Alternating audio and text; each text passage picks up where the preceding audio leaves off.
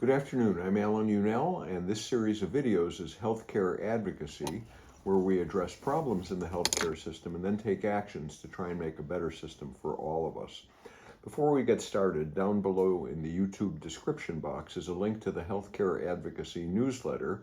You can go there, subscribe for free, and it also has all of the links to medical studies and research reports and news articles. Everything I mention is there, together with all the actions and descriptions of them that I ask you to take. I want to point out that today is January 6th, 2026. This is the anniversary of the day that Trump sent his gang of thugs, and other Republicans sent their gang of thugs to the Capitol to halt the election results being recorded in 2020. I want to point out to you that the United States abdicated its responsibility in that effect because Bolsonaro in South America did exactly the same thing, and for his activity promoting the attack on their capital in order to halt the recording of the election that he lost, his activity earned him 20 years in prison. So I think we could do a lot better than we did. Anyway, I have some exciting news in the United States, although apparently in Europe this is known. This has to do with osteoarthritis. Osteoarthritis affects about 20% of the United States population. A recent Stanford medicine-led study, it's published in Science magazine, and there's a link to it in the newsletter. The researchers found that by blocking a gerozyme, they were able to reverse cartilage loss in mice and human tissue. Not stop it, actually reverse it. An injection that blocked the activity of a protein involved in the aging process actually reversed naturally occurring cartilage loss in the knee joints of old mice, this Stanford study found. The treatment also prevented the development of arthritis after knee injuries, mirroring the ACL tears that are often experienced by athletes or those who are heavy recreational exercisers. An oral version of this medicine is already in clinical trials with people. The goal is treating age-related muscle weakness.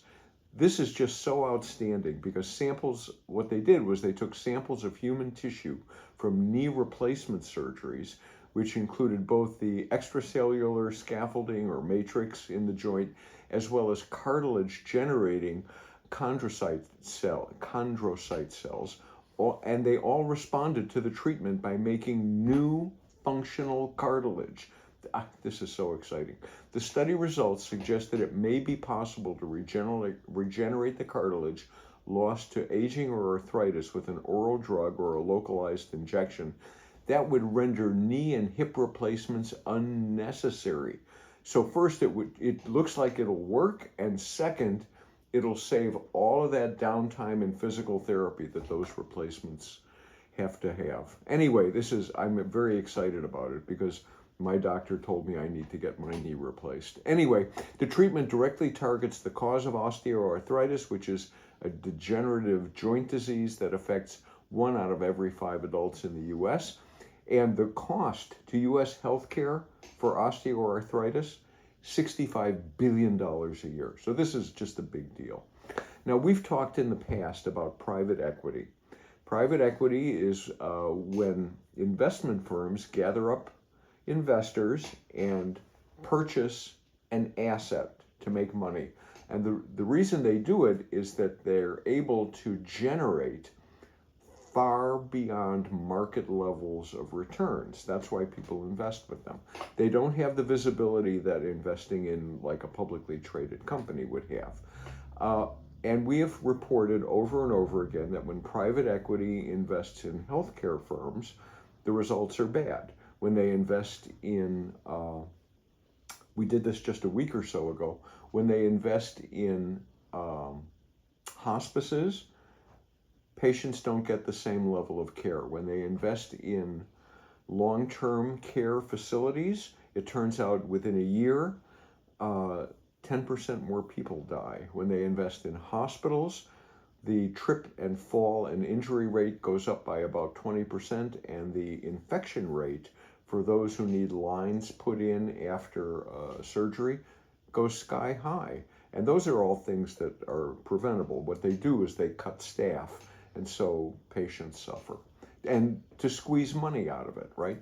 Anyway, so private equity firms, we've just discovered, have acquired more than 500 autism therapy centers across the United States in the last 10 years.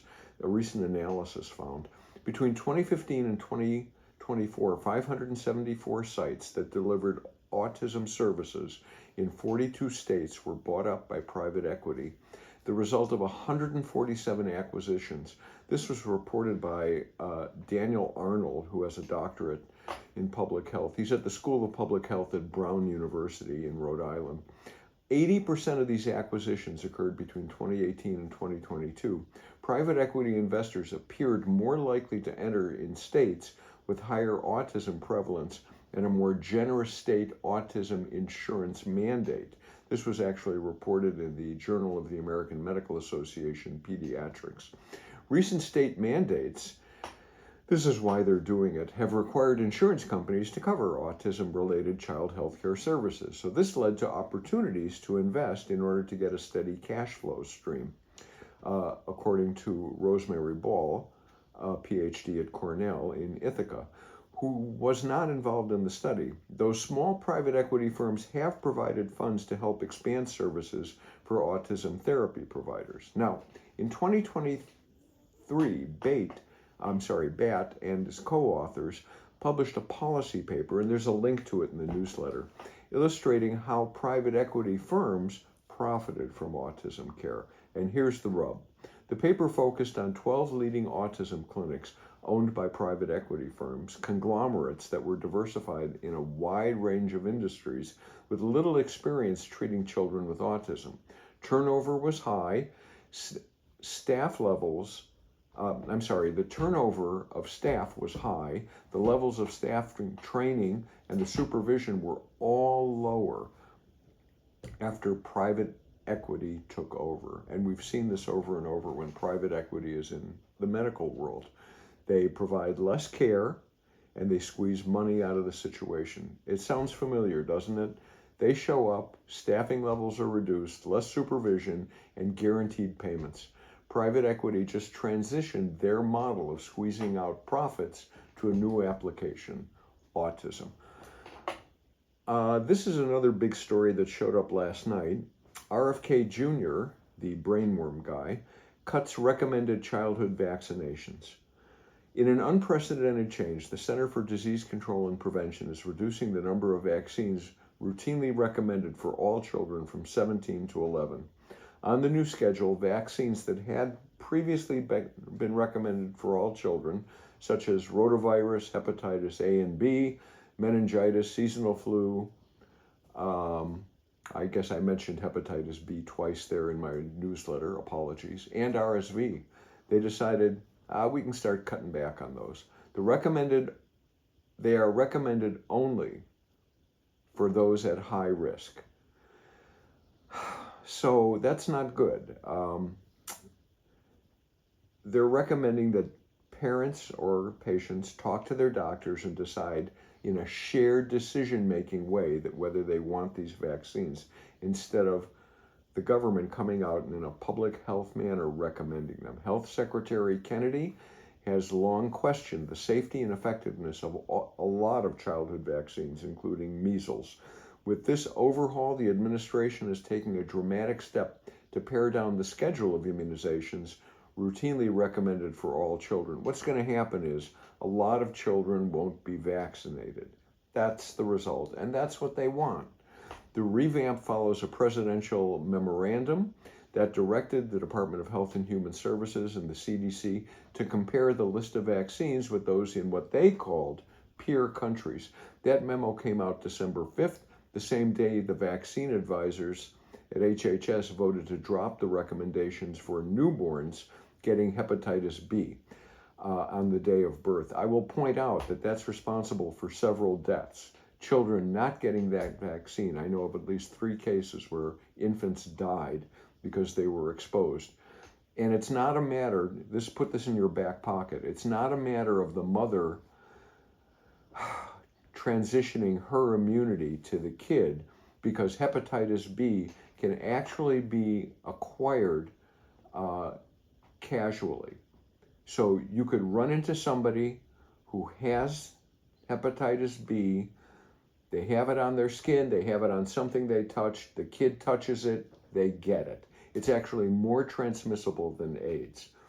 All right, Senator Bill Cassidy, a Republican from Louisiana, who was actually the deciding vote for this bum, R.F. Kennedy Jr., to be confirmed as the Secretary of Health and Human Services. He is up in arms over this. He is so sad that he recommended Kennedy. Part of the problem is he's also a physician. This recommendation does put the U.S. in line with the same series of vaccines that are in Denmark. The problem is that Denmark only has 6 million people, and they have a lot better healthcare system than we do. Cassidy, reporting on this, he's been a longtime proponent of vaccines, said this is going to make America sicker. And what his comment was, as a doctor who treated patients for decades, my top priority was protecting children and families. Multiple children have died or were hospitalized from measles, and South Carolina continues to face a growing outbreak. This is his quote. 2 children have died in my state, Louisiana, from whooping cough. You're never supposed to die from that. All of it was preventable with safe, effective vaccines. Cassidy put this out just the other day on X. It's worth noting that if you want to compare the vaccination schedule of the U.S. to Denmark, we have about 340 million people. Denmark has 6 million. They have universal health care. So if you get sick, you run to the doctor and you don't have to worry about it. They also have policies that support families for children way better. Children in the U.S. are generally exposed to lots of illnesses by transitioning into daycare almost right away, because families have to go back to work almost immediately once the baby is born. Denmark, it's a 52-week family leave policy, paid. We just don't have this here, so we expose children to illnesses. If they're not vaccinated, they get sick and die. This is not pro-life. This is not pro-family. This is hateful. Anyway, more children are going to die needlessly thanks to Trump and RFK Jr. for transitioning the Center for Disease Control away from public health. That is what they've done. Anyway, I have a brief action for you. I would like you to take this action. I'd like you to remind our congresspersons and senators and the president that the way to make America healthy and to make healthcare affordable is to have universal healthcare. It's really easy. I would ask you to please, on your cell phone, just send a text message. Sign, S-I-G-N, PGG-PCX to 50409. That's sign, PGG-PCX to 50409 to tell them it is the most cost-effective way to provide health care to the most people possible in the United States of America. That's what I've got for you today. Down below, you can like, share, subscribe. You can sign up for the Healthcare Advocacy newsletter. It's free. I can't take any money for it. Send me comments here on YouTube or at my email, healthcareadvocacy1, all one word, @gmail.com. That's it. Have a great day.